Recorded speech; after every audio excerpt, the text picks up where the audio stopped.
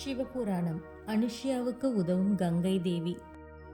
நான் என்ன செய்வேன் என்று மனவேதனையோடு நின்று கொண்டிருந்த அனுஷ்யா தேவிக்கு உதவுவதற்காக காத்து கொண்டிருந்த கங்காதேவி அங்கு உதயமானார். அனுஷ்யா தேவியிடம் உனக்கு என்ன வேண்டும் என்று கேள், நான் உனக்கு அளிக்கின்றேன் என்றார். யாரும் இல்லாத வனத்தில் கங்காதேவியை கண்டதும், தேவியே தாங்கள் யார் என நான் அறிந்து கொள்ளலாமா என அனுஷ்யா தேவி கேட்டார்.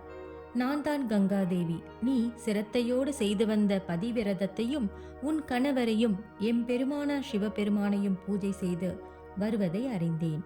அதை காணவே நான் இங்கு வந்தேன் என்று கங்காதேவி கூறினார். கங்காதேவி கூறியதை கேட்ட அனுஷ்யா தங்களை கண்டதில் மிகுந்த மகிழ்ச்சியும் என் மனம் எல்லையில்லா பேரானந்தம் அடைந்ததாகவும் கூறினார். பின்பு தேவியிடம், என் கணவர் யோக நிலையிலிருந்து விழிப்புற்று ஆசமனம் செய்ய நீர் வேண்டும் என எடுத்து வர சொன்னார். இந்த வனத்தில் நிலவும் வறட்சியால் எங்கும் ஒரு துளி நீரும் எனக்கு கிடைக்கவில்லை. தாங்கள்தான் எனக்கு சிறிது நீர் கிடைக்க அருள வேண்டும் என வேண்டி நின்றார் அனுஷ்யா தேவி.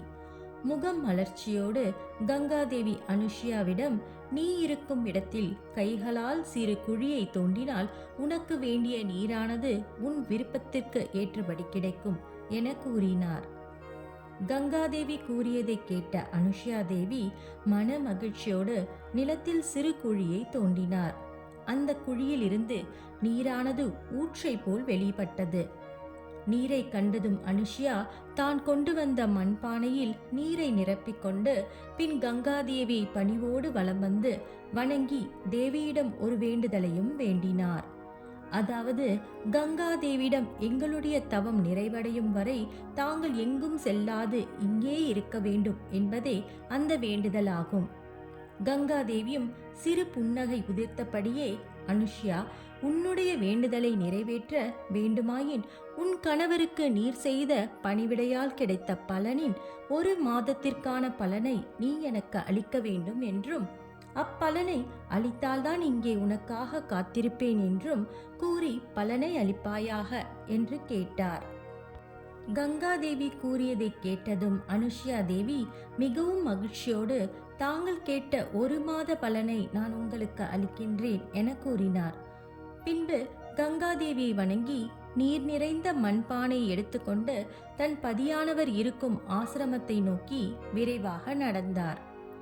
அனுஷ்யா தேவி தோண்டிய இடத்தில் இருந்து நீரானது வெளிப்பட்டு கொண்டே இருந்தது. ஆசிரமத்தை அடைந்த அனுஷ்யா தேவி தன் பதியானவருக்கு ஆசமனம் செய்ய போதுமான நீரை ஒரு சிறிய மண்பானையில் வழங்கினார். அத்திரி முனிவரும் நீரை வாங்கி ஆசமனத்திற்கு உண்டான மந்திரத்தை கூறி வலது உள்ளங்கையில் பசுவின் காதுகளை போன்ற கோகர்ண முத்திரையோடு உளுந்து முழுவதுமாக மூழ்கும் அளவு சிறிது நீரை ஊற்றி சுண்டு விரலையும் கட்டை விரலையும் பிரித்து நீரை பருகினார். இதே போன்று 3 முறை பருகினார்.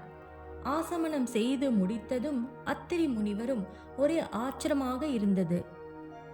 ஏனெனில் தான் இதற்கு முன்பு பருகிய நீரின் சுவையினை விட இன்று ஆசமனம் செய்த நீரின் சுவையானது மிகவும் தித்திப்போடும் அதே சமயம் சுவையாகவும் இருக்கின்றதே என எண்ணினார். பின்பு தான் தங்கியிருக்கும் ஆசிரமத்தை சுற்றியும் பார்த்தார். அப்போது யோக நிலைக்கு செல்லும் போது வளமாக இருந்த வனங்கள் யாவும் வறண்டு காணப்பட்டன. அப்படி இருக்கையில் இந்த நீரானது இவ்வளவு சுவையாக உள்ளதே என எண்ணி தம் துணைவியை அழைத்தார் அத்திரி முனிவர். பின்பு அனுஷ்யா தேவியிடம், எங்கும் நீரில்லை, வனமே வறண்ட காடாக இருக்கும் பட்சத்தில் எங்கிருந்து நீர் கொண்டு வந்தாய் என்று கேட்டார் அத்திரி முனிவர். அனுஷ்யா தேவி தன் பதியிடம் என்ன உரைப்பது என அறியாமல் நின்றார். ஏனெனில் தன்னுடைய பதிவிரத தன்மையால் கங்கை தேவி தோன்றி தனக்கு நீர் கொடுத்தார் என்று சொன்னால் தன் பதியானவரின் யோகத்தை விட தன்னுடைய நிலையை உயர்த்தி கூறுவதாக, அதாவது தற்புகழ்ச்சியாக விடுமோ என எண்ணி என்ன சொல்வது என சிறிது நேரம் அமைதியாக நின்றார். அமைதியாக நின்ற தன் துணைவியிடம் மீண்டும் மீண்டும் அத்திரி முனிவர் கேட்டார். பின்பு அனுஷ்யா தேவி நிதானமாக தனது பதியிடம் நிகழ்ந்தவற்றை அனைத்தையும் தெளிவாக கூறினார்.